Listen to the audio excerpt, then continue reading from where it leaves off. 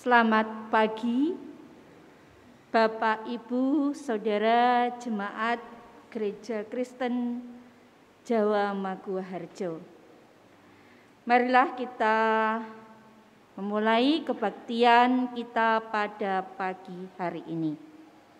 Namun sebelumnya, perkenankanlah saya membacakan warta jemaat gereja Minggu tanggal 24 Januari 2021. Informasi tentang ibadah. Diinformasikan kepada warga GKJ Maguwoharjo bahwa ibadah masih dilaksanakan secara online di hari Minggu pukul 8 waktu Indonesia bagian Barat melalui link yang akan di-share di masing-masing wilayah. Mohon partisipasi warga gereja untuk dapat mengikuti ibadah secara online untuk pemeliharaan iman. Persembahan. Sehubungan masa tanggap darurat COVID-19, bagi jemaat yang akan memberikan persembahan mingguan, perjamuan kudus, persembahan bulanan dan syukur bisa disampaikan melalui 1. Kotak persembahan yang disediakan di kantor gereja pada hari Senin sampai dengan Sabtu pada jam kerja. Pastikan amplop sudah ditulis jenis persembahannya. Misalnya untuk persembahan mingguan atau persembahan perjamuan kudus dan seterusnya. Kedua, bisa melalui transfer, yaitu melalui BRI nomor rekening 3077 01 00326 509. Bagi Bapak, Ibu, atau saudara yang telah mentransfer, dapat ditunjukkan bukti transfer ke bendahara. 1 kepada Bapak Waluyo dengan nomor HP 08166869924 atau yang kedua kepada Ibu Triwuryani dengan nomor HP 081279176657. Mohon perhatian dan dukungan warga Gereja Maguwoharjo. Tuhan memberkati kita semua. Himbauan. Dalam rangka pengetatan secara terbatas kegiatan masyarakat atau sering disingkat dengan PSTKM untuk pencegahan COVID-19, Majelis GKJ Maguwoharjo menghimbau kepada warga GKJ Maguwoharjo untuk tidak membuat kegiatan kerumunan. Untuk warta selanjutnya, Bapak Ibu bisa membaca warta yang telah di-share oleh sekretaris gereja di WA grup warga gereja atau di WA grup wilayah masing-masing. Demikian warta gereja. Dan selanjutnya Bapak Ibu, marilah kita memulai ibadah pada pagi hari ini. Kita memasuki saat hening.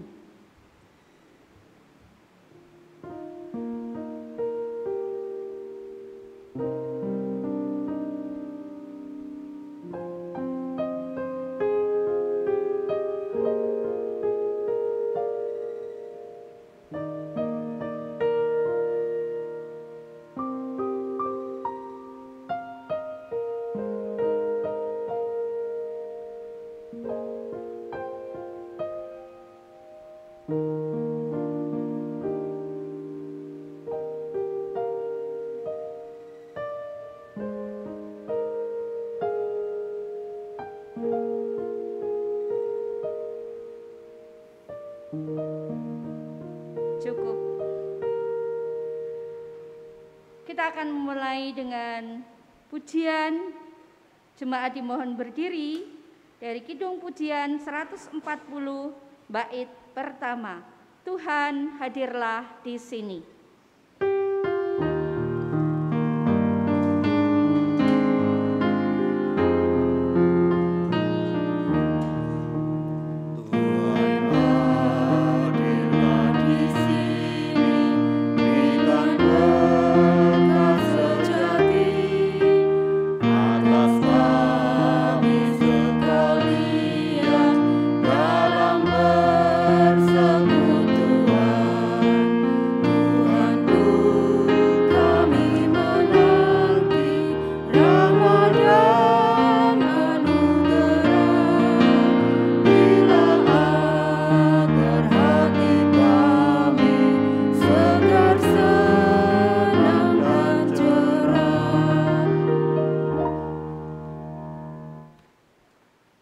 Saudaraku, kita memasuki ibadah kita dengan mengakui bahwa pertolongan kita adalah di dalam nama Tuhan yang menciptakan langit, bumi, dan segala isinya. Kasih karunia dan damai sejahtera dari Allah Bapa, Putra, dan Roh Kudus menyertai saudara-saudara sekalian. Amin.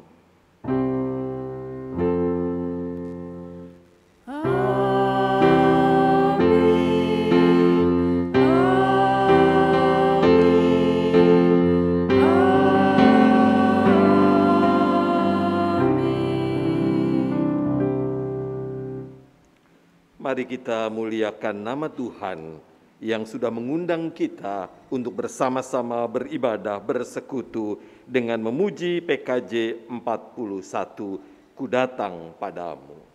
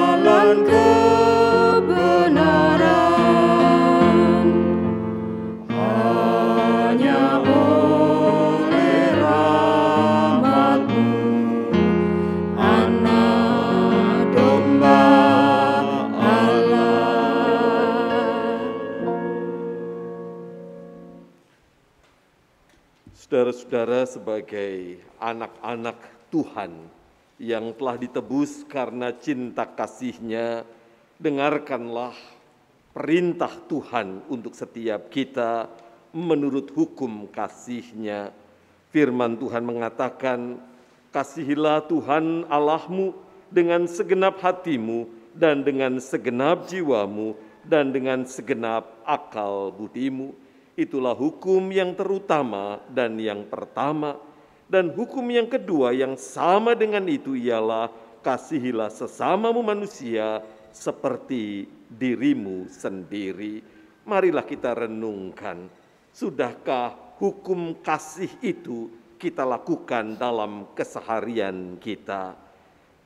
Perenungan ini akan kita lakukan sambil memuji Kidung Jemaat 28, Ya Yesus tolonglah.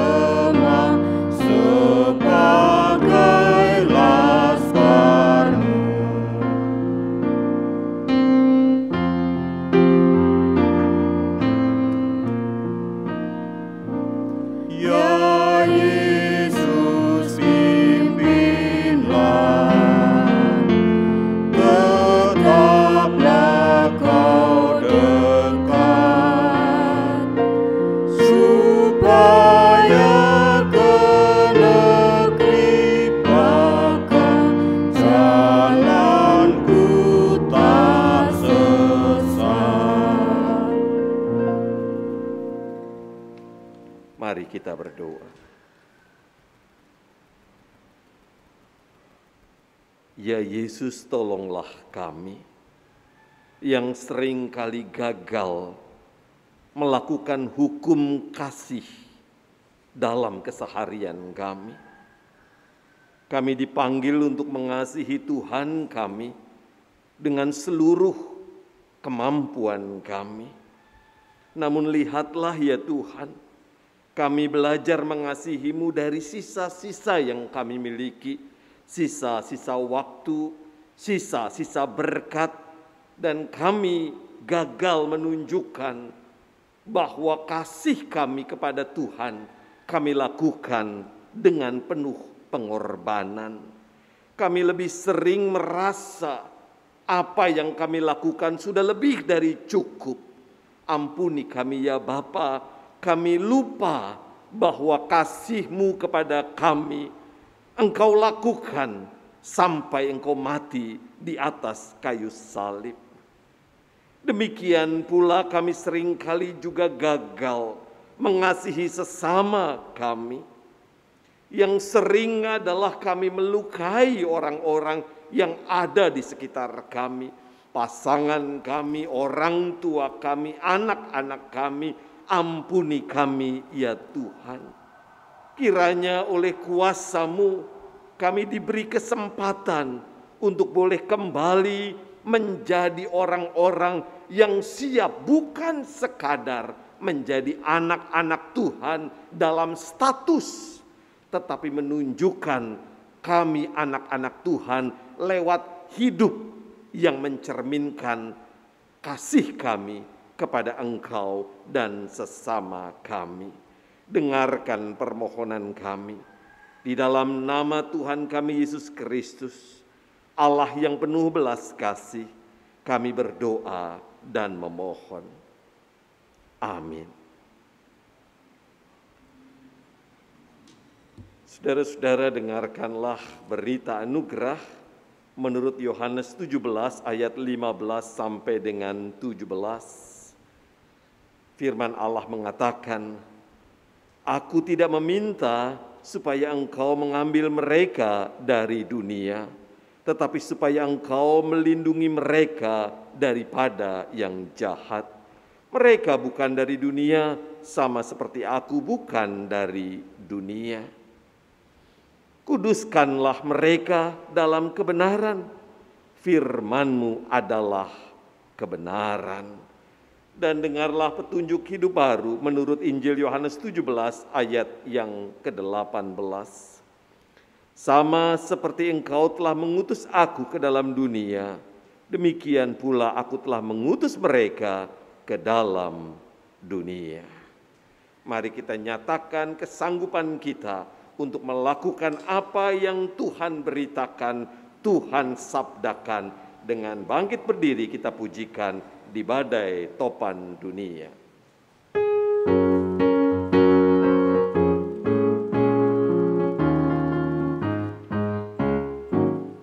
Di badai topan dunia, Tuhanlah perlindunganmu. Kendati goncang semesta, Tuhanlah perlindunganmu. Ya Yesus gunung batu di dunia, di dunia, di dunia. Ya Yesus gunung batu di dunia, tempat berlindung yang teguh.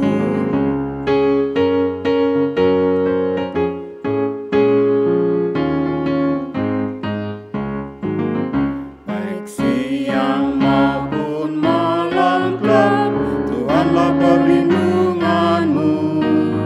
Niscaya takutmu lenyap, Tuhanlah perlindunganmu. Ya Yesus gunung batu di dunia, di dunia, di dunia. Ya Yesus gunung batu di dunia, tempat berlindung yang teguh. Jemaat dipersilakan duduk. Mari kita bersama-sama menyampaikan doa syafaat kita. Kita berdoa. Ya Allah, sumber perlindungan kami, mampukan kami merasakan kuasa dan kasih-Mu di tengah-tengah gelapnya kehidupan yang kami jalani. Kami khawatir, kami takut, kami gentar menghadapi hari-hari kami oleh karena berita-berita tentang kerabat kami, sahabat kami, orang yang kami kenal terkena virus corona. Bahkan beberapa di antaranya meninggal dunia. Ada begitu banyak kegalauan dalam hati kami ya Tuhan. Dan itu menunjukkan bahwa kami manusia kecil, kami rapuh, kami tidak kuat. Dan karena itu kami memohon kepada Engkau, ya gunung batu perlindungan kami, agar Engkau tetap melindungi kami, menolong kami, agar kami mampu melakukan tugas panggilan kami sebagai orang percaya di tengah-tengah kegentaran hidup kami. Bapa yang baik, kami berdoa bersama dengan mereka yang bertugas di lapangan melawan pandemi COVID-19.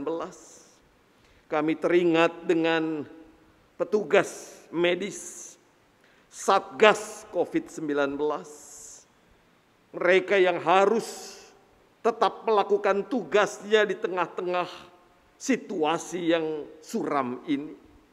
Bersamalah dengan saudara-saudara kami ini ya Bapa, mereka juga rapuh dan rentan terkena virus. Dan itu sebabnya kami memohon, lindungilah saudara-saudara kami yang berada di garda depan penanggulangan COVID-19. Kami doakan vaksin yang sudah mulai disuntikan. Bapa, kiranya melalui vaksin karya kasih Allah dinyatakan, kami boleh menyambut vaksin ini dalam keyakinan iman pada kasih Allah yang tidak terbatas itu. Berkati ya Bapa, kiranya vaksin ini berdampak baik dalam melawan COVID-19. Kami mau berdoa ya Bapa untuk saudara-saudara kami yang saat ini sedang mengalami pergumulan khusus. Mereka yang mengalami kesulitan ekonomi, mereka yang di PHK, mereka yang gundah oleh karena ditinggal pergi orang-orang yang dikasihinya. Kuatkan mereka ya Bapa, bersamalah dengan mereka. Kiranya rahmat Allah boleh terus hadir di tengah-tengah kehidupan saudara-saudara kami ini.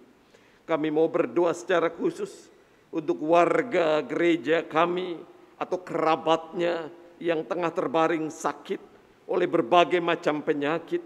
Kami teringat dengan Ibu Estu Wijayanti, Bapak Haryo, Bapak Fajar, Ibu Magdalena, Bapak Sukiman, Ibu Suhadi, Pendeta Emeritus Purwadi PH, Ibu Ruth, dan anak kekasih kami Oktavianus, dan mungkin ada lagi yang lain. Dalam belas kasih-Mu, ya Bapa, ulurkan tangan kasih-Mu, pulihkan mereka, hingga mereka dapat melakukan aktivitas kembali dalam keadaan sehat.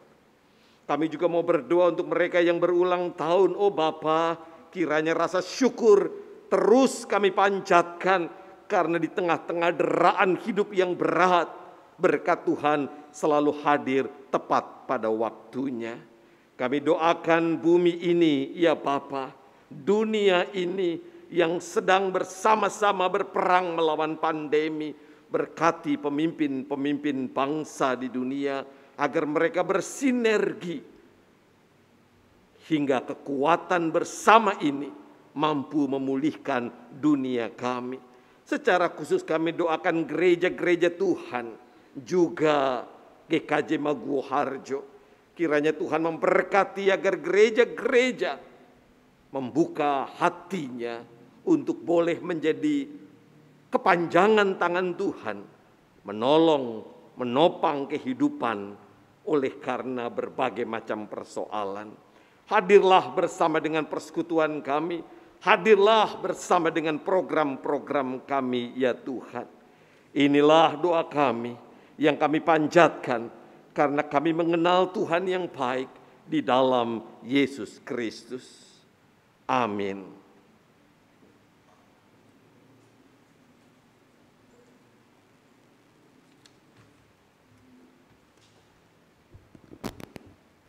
Bapak Ibu jemaat sekalian, marilah kita memberikan persembahan sebagai tanda syukur atas kebaikan Tuhan dalam hidup kita.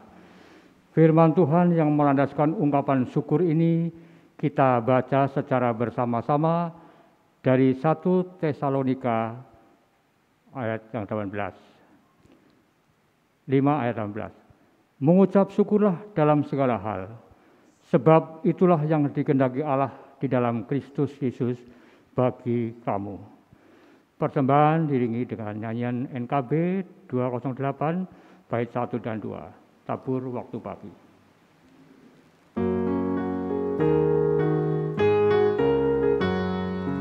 Tabur waktu pagi, tabur benih kasih, tabur waktu siang, terus sampai senja. Nantikan tuaian pada musim panen, kita akan bersuka bawa berkasnya masuk lumbungnya. Kita akan bersuka bawa berkasnya masuk lumbungnya. Kita akan bersuka bawa berkasnya.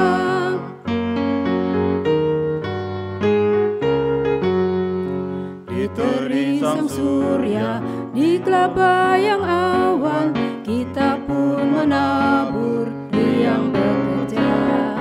Nanti panen tiba, waktu untuk selesai, kita akan bersuka bawa berkasnya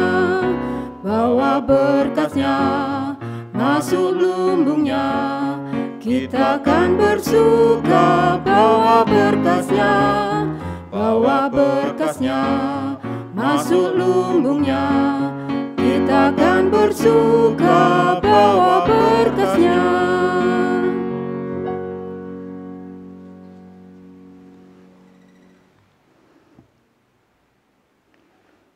Mari kita mohon bangkit berdiri untuk kita bawakan bersama dalam doa. Bapa kami di dalam surga, puji syukur terima kasih Tuhan atas berkat kasih karunia-Mu, sehingga kami pada saat ini boleh menggunakan persembahan syukur kami, baik persembahan mingguan, bulanan maupun persembahan syukur yang lain Tuhan. Kiranya Tuhan sucikan, Tuhan berkati, sehingga memberikan manfaat bagi kehidupan gereja-Mu di sini serta memuliakan nama Tuhan. Ya Tuhan, bila pada saat sebentar kami akan mendapatkan firman yang akan disampaikan oleh Bapak Pendeta Aldi S. Patiabara. Mohon kiranya urapi Bapak Pendeta, sehingga apa yang disampaikan seluruh dari kehendak-Mu Tuhan. Bila dalam kami memberikan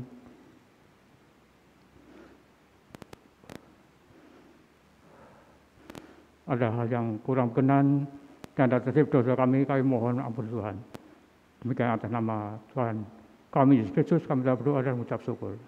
Amin. Silakan duduk kembali.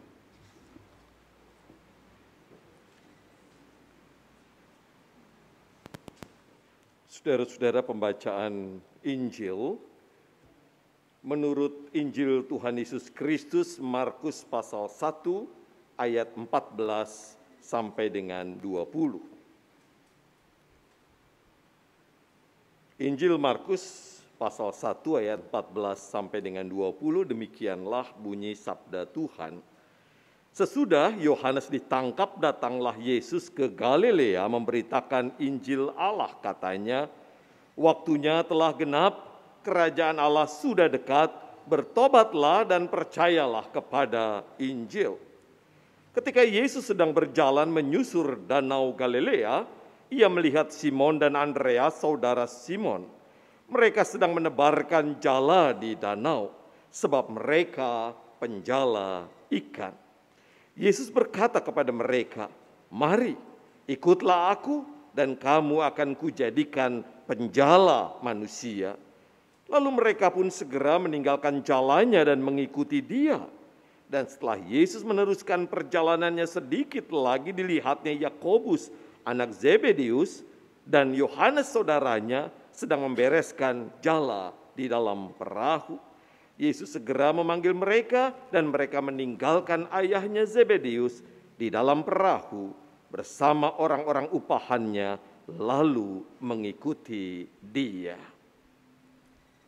Demikianlah Injil Yesus Kristus. Yang berbahagia ialah mereka yang mendengarkan dan melakukan firman Tuhan dalam hidupnya sehari-hari. Haleluya. Haleluya, haleluya, haleluya.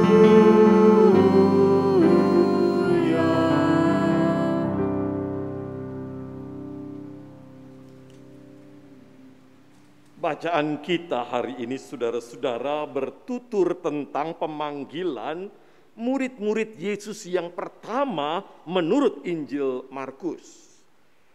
Itulah sebabnya refleksi yang akan kita renungkan bersama pada hari ini lebih pada soal panggilan dalam hidup kita, bukan keseimbangan hidup. Pada pokok panggilan hidup inilah kita akan merefleksikan bacaan Injil kita. Mari kita perhatikan pernyataan Yesus saat memanggil murid-muridnya Simon dan Andreas. Ayat 17 mengatakan, "Mari ikutlah aku dan kamu akan kujadikan penjala manusia." Perhatikan baik, kata yang dipilih Yesus adalah penjala manusia. Saudara-saudara, menjala adalah kegiatan atau profesi Simon dan Andreas. Boleh dikatakan profesi nelayan sudah menjadi tradisi turun-temurun yang mereka jalani. Di sini kita memetik pelajaran bahwa Yesus memakai apa yang biasa mereka lakukan. kebiasaan, tradisi hidup mereka dipakai Yesus untuk kemudian diramu oleh Yesus dengan tujuan yang baru. Demikianlah ketika Tuhan memilih kita menjadi pelayan Tuhan. Tuhan tidak mencabut kita dari kebiasaan, tradisi, karakter yang kita miliki. Tidak serta-merta begitu seseorang menjadi majelis, dia langsung lemah lembut dan berwibawa. Kalau di luar ngomongnya, begitu jadi majelis, baca warta jadi sangat berwibawa. Saudara-saudara, oh tidak saudara-saudara. Tidak serta-merta ketika seorang menjadi pendeta pakai salon pas di leher langsung jadi suci, tidak.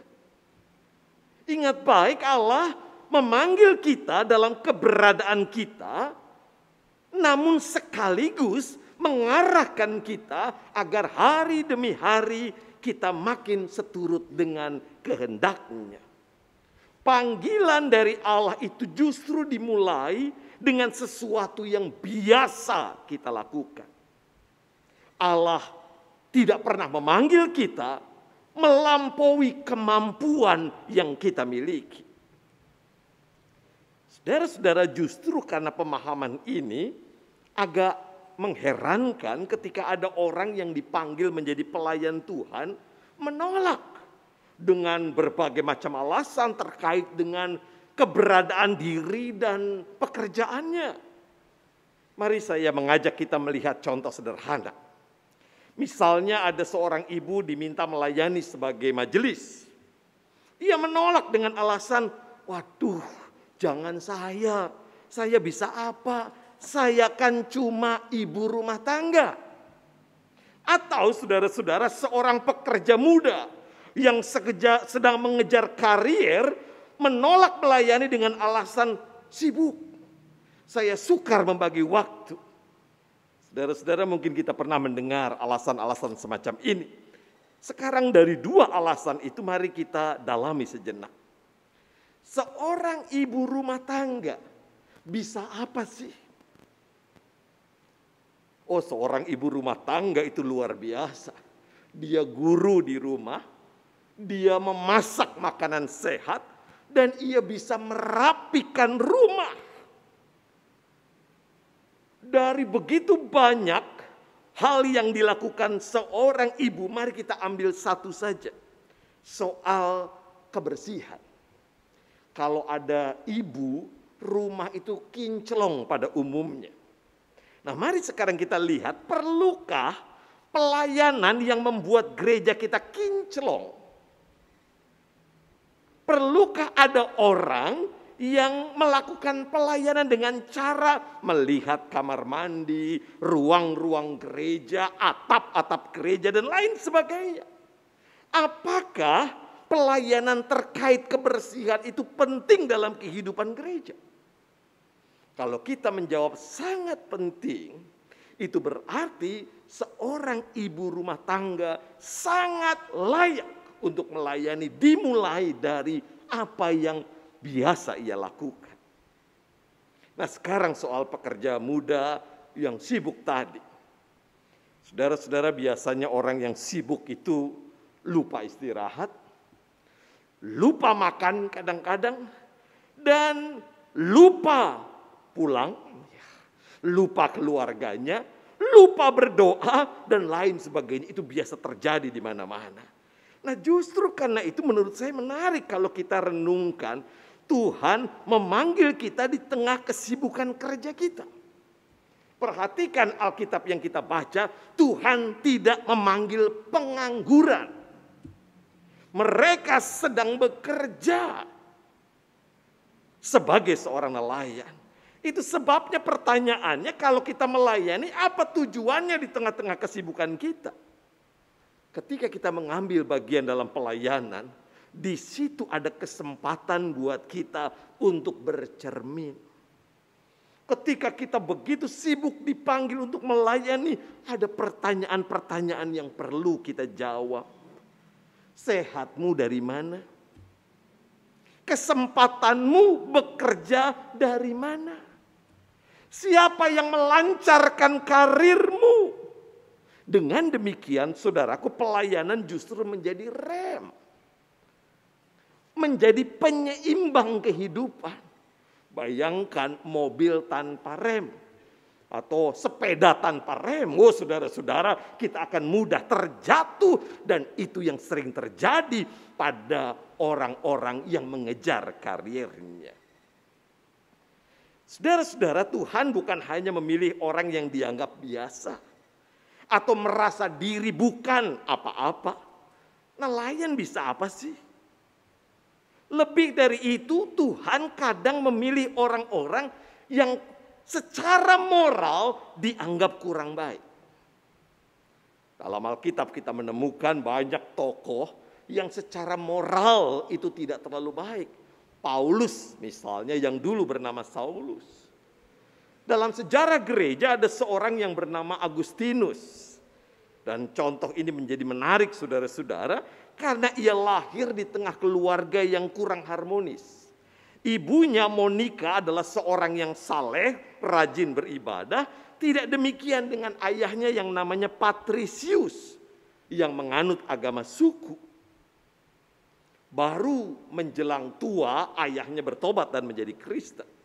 Nah, Agustinus masa mudanya diisi dengan pemuasan hawa nafsu dan ambisi-ambisi. Hingga pada umur 17 tahun ia kumpul kebo dengan salah satu gundik ayahnya dan melahirkan seorang anak yang bernama Adeodatus. Agustinus juga ikut dalam berbagai macam aliran yang dilarang oleh gereja pada waktu itu. Sampai kemudian Tuhan memanggilnya, mengubahnya. Dan ia pun bertobat, melayani Tuhan, menjadi bapak gereja yang berpengaruh dan diberi gelar santo. Siapapun kita, seperti apapun kita, saudaraku, perlu kita garis bawahi, kita layak dipakai untuk melayaninya. Memang realitas panggilan seringkali sukar diselami dan dipikirkan oleh akal sehat kita. Mengapa harus dia? Mengapa harus saya? Tadi contoh Paulus atau Saulus. Dalam Alkitab dia memperkenalkan dirinya sebagai orang yang telah menganiaya jemaat Allah. Nabi Yesaya dalam Alkitab Perjanjian Lama mengakui dirinya najis bibir. Padahal dia dipanggil sebagai nabi. Dan nabi itu yang dipegang adalah kata-katanya, bibirnya. Dan justru karena itu saudara-saudara menjadi menarik. Allah memanggil mereka, orang-orang dengan dosa yang teramat jelas. Supaya apa? Supaya mereka memperkenalkan kasih Allah yang tidak terbatas. Saudara-saudara, Tuhan yang memanggil pasti melayakkan dan memperlengkapi. Itu sebabnya yang dibutuhkan pertama-tama bukan kemampuan, bukan keterampilan, bukan skills. Oh ini udah pasti, ini jago, ini bisa khotbah, ini dia guru. Oh bukan saudara-saudara. Oh dia sarjana teologi, ini bisa mimpin PA. Bukan. Yang pertama-tama dibutuhkan adalah hati. Mengapa hati? Karena segala sesuatu itu dimulai dari hati. Kalau orang sedang jatuh cinta selalu ada kalimat yang mengatakan, dari mana datangnya cinta? Dari mata turun ke hati. Itu zaman dulu ya. Kalau zaman sekarang dari mana datangnya cinta? Dari mata turun ke dompet. Karena itu cinta nggak pernah panjang. Seturut dengan tebal tipisnya dompet. Dompetnya tebal disayang, dompetnya tipis ditendang. Nah itu sebabnya saudara-saudara ketika cinta yang berawal dari hati menguasai kita, hasilnya luar biasa. Pernah saudara-saudara ada kisah tentang seekor tikus. Tikus ini takut sekali dengan kucing. Kemanapun dia mau pergi dari tempat perlindungannya, dia selalu saja ketakutan dengan kucing. Mau keluar dari lubang, ada bau kucing, jejak kucing, bulu kucing, dia ketakutan, gemetar. hingga dia hampir mati karena kelaparan. Dia berdoa pada dewa binatang, ubah saya menjadi seekor kucing. Dan dewa mengabulkan, cering, jadilah dia seekor kucing yang gagah perkasa.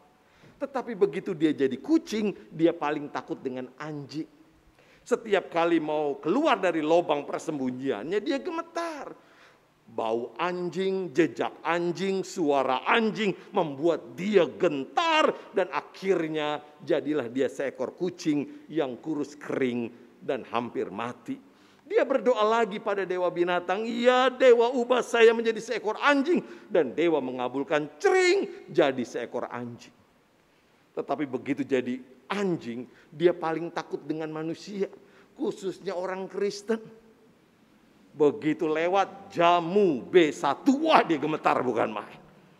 Karena itu saudara-saudara, jadilah dia seekor anjing yang kurus kering, hampir mati. Dan dewa mengubah dia lagi menjadi tikus sambil mengatakan, percuma aku mengubah engkau seperti apapun kalau hatimu adalah hati seekor tikus. Saudara-saudara, bukan pakaian, bukan apa yang kita kenakan yang mengubah kita. Yang mengubah kita adalah hati yang dijamah oleh kasih Tuhan Yesus Kristus. Itu sebabnya panggilan Tuhan itu perlu dijawab hanya dengan satu hal, yaitu cinta. Cinta kepada Tuhan membuat kita berfokus kepadanya. Injil Markus mencatat respon para murid setelah mendapat panggilan dari Yesus. Ayat 18. Firman Tuhan mengatakan, lalu mereka pun segera meninggalkan jalannya dan mengikut dia. Ayat 20, dan mereka meninggalkan ayahnya Zebedius di dalam perahu bersama orang-orang upahannya lalu mengikuti dia. Mengapa mereka seolah-olah begitu mudah mengikuti Yesus? Seolah-olah tanpa pergumulan. Bagi saya saudara-saudara, jawabannya adalah karena mereka berfokus pada Yesus. Mari kita sedikit bayangkan konteksnya. Kita tahu Yohanes Pembaptis menjadi terkenal karena pemberitaannya. Namun Injil mencatat ia ditangkap. Tentu saja penangkapannya memberi efek keterkejutan bagi orang-orang saat itu. Di tengah keterkejutan itu, dalam Alkitab dikatakan Yesus mulai berkarya memberitakan Injil Kerajaan Allah. Dengan situasi seperti itu, maka kita bisa menduga keberadaan Yesus mulai menjadi pusat perhatian. Boleh dikatakan namanya mulai dikenal. Ia menjadi rabi yang terkemuka. Dan orang-orang yang saleh sangat ingin menjadi murid rabi yang terkemuka. Itu sebabnya mereka langsung bersedia mengikuti Yesus. Karena mata hatinya berfokus pada Yesus. Saudaraku, kini kita hidup dalam pemahaman yang lebih utuh tentang Yesus. Pada waktu itu mereka masih bertanya-tanya, siapa sih Yesus ini? Rabi macam apa sih Yesus ini? Sekarang tidak. Kita tahu Yesus adalah penyelamat, Immanuel, Sang Firman, dan lain sebagainya yang menunjukkan identitasnya yang luar biasa. Bahkan saat ini begitu banyak pengalaman orang beriman yang dapat kita baca dan dengar. Dan telah banyak pengalaman kita sendiri tentang kasih dan kuasa Tuhan Yesus Kristus. Pertanyaannya, kalau dulu belum mengenal penuh langsung melayani Tuhan, sekarang kenapa enggan? Kenapa susah? Saya tidak tahu saudara-saudara di GKJ Maguwo Harjo, kalau di GKI pada umumnya cari penatua majelis gereja itu susah bukan main. Orang ditanya mau jadi majelis, tidak. Semacam ada logo atau moto, katakan tidak pada majelis gereja. Begitulah di GKI. Karena itu tidak mudah mencari majelis. Saudara-saudara, mengapa? Tentu saja ada banyak jawabannya. Tetapi kalau kita belajar dari Alkitab, kalau kita berfokus pada Dia, maka kita akan bersedia melayani Dia. Mengapa? Mari kita bandingkan dengan diri kita. Saudara-saudara yang pernah jatuh cinta, berfokus pada orang yang dicintainya. Setiap hari dia ingat orang yang dicintainya, telepon, SMS, WA, buka foto, baca WA-nya, baca surat cinta. Semua setiap hari dilakukan tanpa lelah. Kenapa? Karena fokusnya pada orang yang dicintainya. Saudara-saudara, mari kita coba membayangkan. Bapak Ibu, pada waktu pacaran ada yang pakai surat cinta enggak? Ada yang nulis surat cinta? Banyak. Oh, Ibu banyak sekali ya. Bukan banyak pacarnya tapi banyak suratnya Ibu ya. Ya. Oh, belum ada WA. Pak, pakai surat cinta Pak dulu? Oh iya. Boleh tanya surat cintanya dibaca sekali atau 2 kali? Berkali-kali. Enggak bosen?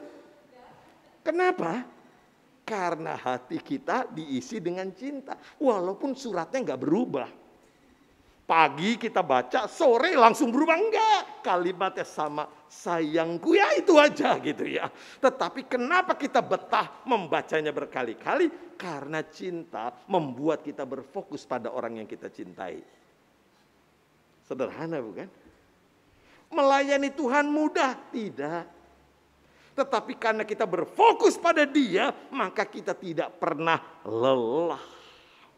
Kita pasti bekerja keras untuk mereka yang kita cintai. Kalau dulu pacaran kita bilang, laut kan ku seberangi, gunung kan ku daki. Wow, gagah bukan main. Dan itu yang dialami oleh tokoh-tokoh dalam Alkitab, termasuk murid-murid Yesus. Mengapa? Karena cinta mereka meluap kepada Tuhan. Saudara-saudara, kan pertanyaannya begini, dapat untung apa sih cinta sama Tuhan? Cinta itu memang kadang-kadang gak terselami oleh akal kita. Dulu orang sering bilang begini, jangan terlalu benci, nanti kamu malah cinta, ya kan? Saulus begitu, dia benci banget sama Yesus, ditangkap. Dan banyak tokoh yang lain. Nah, saudara-saudara, disinilah hal yang penting untuk kita ingat. Cinta itu kelihatan. Bahkan lebih jauh dari itu, cinta itu menular. Coba perhatikan Bapak Ibu, kalau punya anak masih muda, begitu dia jatuh cinta, bisa nggak kita bedakan? Bisa, tiba-tiba anak kita jadi suka nyanyi di kamar mandi. Tadinya nggak pernah nyanyi, tiba-tiba kok nyanyi? Apa mau jadi penyanyi di gereja? Oh enggak, kenapa? Karena jatuh cinta. Tadinya nggak pernah ngelihat cermin, sekarang cermin. Bu, pakai lipstik bagaimana? Oh ya, berarti sedang jatuh cinta. Cinta itu kelihatan dan inilah yang menurut saya luar biasa. Apa yang baik, itu pasti menular. Dalam bahasa yang dipakai oleh gereja, disebut sebagai bonum diffusivum sui. Istilah Latin ini mau mengatakan bahwa apa yang baik itu pasti menular. Saudara-saudara, apa yang membuat kita bahagia itu berdampak dan menular. Itu sebabnya kita lihat dari 2 murid menjadi 4 murid. Cinta kita kepada Allah itu kelihatan dan dia akan menular. Kalau Bapak Ibu rajin ke gereja atau rajin nonton ya lewat YouTube ibadah kita atau ikut ibadah lewat YouTube misalnya, maka anak-anak akan tanya, ngapain sih ikut ibadah? GKJ kan kalau ibadah bikin ngantuk. Ya, mestinya gereja lain dong yang luar biasa pendetanya. Enggak, Nak. Papa, Mama, Bapak, Ibu mau ke gereja GKJ karena di sini Bapak Ibu jatuh cinta pada Yesus. Dan mereka melihat betapa Bapak Ibu mengikut ibadah dengan luar biasa di rumah masing-masing. Cinta itu berdampak. Anak-anak akan mengatakan, oh iya, Bapak dan Ibu memang cinta Tuhan yang dikenalnya di GKJ. Saudara-saudara yang dikasihi Tuhan, ketika kita jatuh cinta kepada Tuhan, tidak sulit kalau Tuhan tanya, siapakah yang akan kuutus? Orang yang cinta pada Tuhan mengatakan, ini aku, utuslah aku. Tetapi orang yang ragu-ragu dan tidak berfokus kepada Tuhan, ketika Tuhan tanya, siapakah yang akan kuutus? Dia akan menjawab, ini aku, utuslah dia. Saudara-saudara, inilah yang terjadi dalam kehidupan persekutuan kita. Bukan aku yang mengatakan ya atas panggilan Tuhan, tetapi aku menunjuk orang lain. Hanya mereka yang jatuh cinta pada Tuhan Yesus akan bersedia menjawab panggilannya ya dan melakukannya dengan setia. Mungkinkah kita salah satunya? Tuhan mencintai kita semua. Amin. Saat hening untuk kita semua.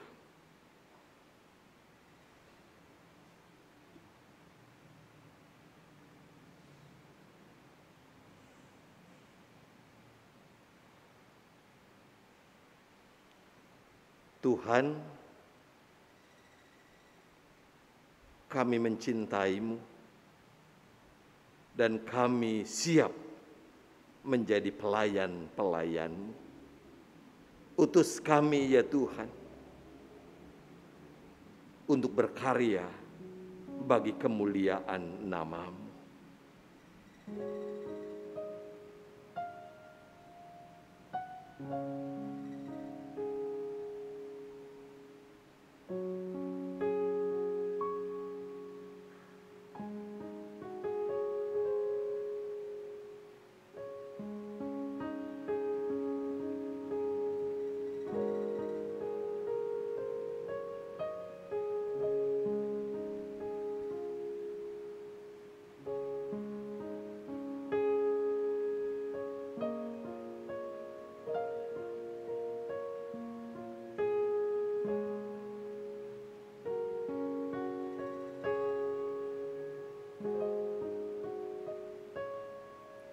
Mari saudaraku, kita jawab panggilan Tuhan dengan bersama-sama mengucapkan dengan segenap hati kita doa yang diajarkan Tuhan Yesus kepada kita.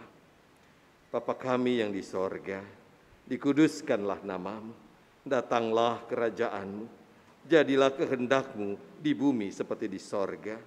Berikan kami pada hari ini makanan kami yang secukupnya, dan ampuni kami akan kesalahan kami, seperti kami juga mengampuni orang yang bersalah kepada kami. Janganlah membawa kami ke dalam pencobaan, melainkan lepaskan kami dari yang jahat, karena Engkaulah yang punya kerajaan, kuasa, dan kemuliaan sampai selama-lamanya. Amin. Jemaat Tuhan, mari kita bersama-sama bangkit berdiri. Kita nyatakan kita siap bagi Yesus, menyerahkan seluruh hidup kita. Bagi Yesus kuserahkan.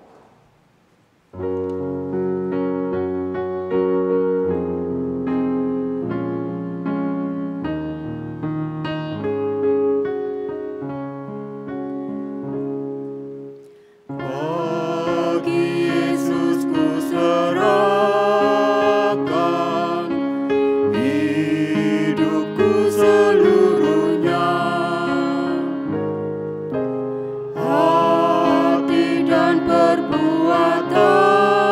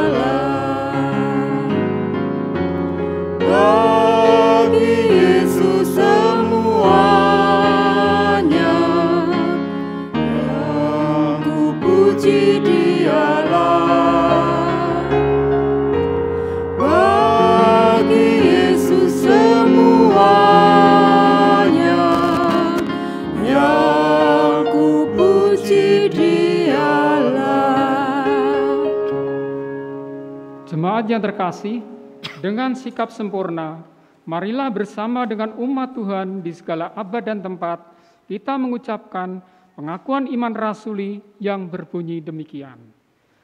Aku percaya kepada Allah, Bapa yang Maha Kuasa, Khalik langit dan bumi, dan kepada Yesus Kristus, Anaknya yang tunggal, Tuhan kita, yang dikandung daripada Roh Kudus, lahir dari anak darah Maria, yang menderita di bawah pemerintahan Pontius Pilatus, disalibkan, mati dan dikuburkan, turun ke dalam kerajaan maut. Pada hari yang ketiga, bangkit pula dari antara orang mati, naik ke sorga, duduk di sebelah kanan Allah, Bapa yang Maha Kuasa, dan akan datang dari sana untuk menghakimi orang yang hidup dan yang mati. Aku percaya kepada Roh Kudus, gereja yang kudus dan am, persekutuan orang kudus, pengampunan dosa, kebangkitan daging, dan hidup yang kekal. Saudara-saudara, dalam keyakinan iman Tuhan tidak pernah meninggalkan kita, marilah kita kembali untuk diutus berkarya bagi kemuliaan nama Tuhan dimanapun Tuhan menempatkan kita. Sekarang pulanglah, angkatlah hatimu kepada Tuhan, dan terimalah berkat Tuhan. Tuhan memberkati dan melindungi saudara. Tuhan menyinari saudara dengan wajah-Nya dan memberi saudara kasih karunia. Tuhan menghadapkan wajah-Nya kepada saudara dan memberi saudara damai sejahtera. Amin.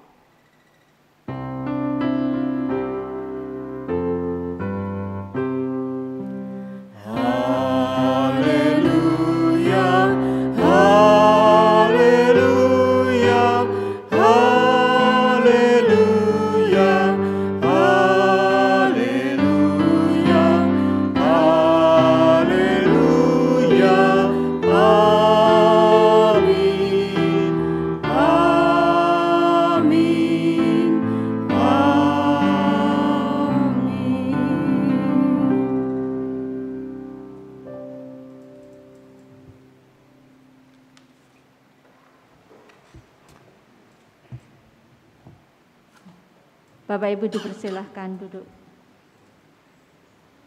Bapak Ibu jemaat diberi kesempatan untuk berdoa secara pribadi.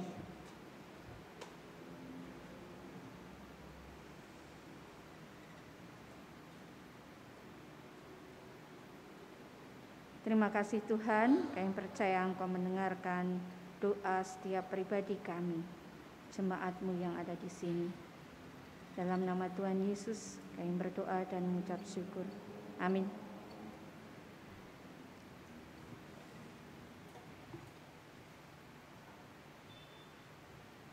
Majelis Gereja mengucapkan terima kasih kepada Bapak Pendeta Adi S. Patriabara yang telah melayankan firman Tuhan dan membangun kita semua pada pagi hari ini. Juga majelis mengucapkan terima kasih untuk pelayanan organis pada pagi hari ini.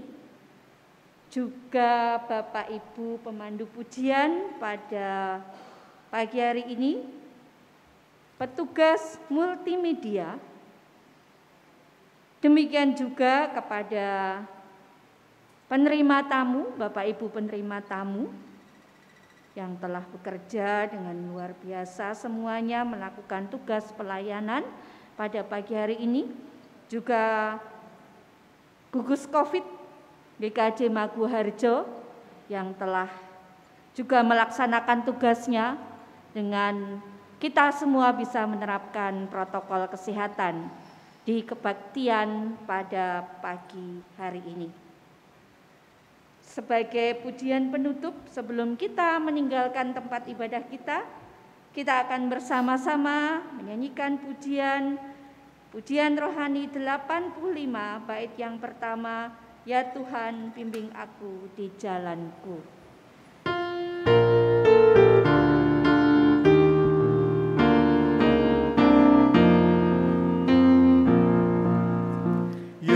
Tuhan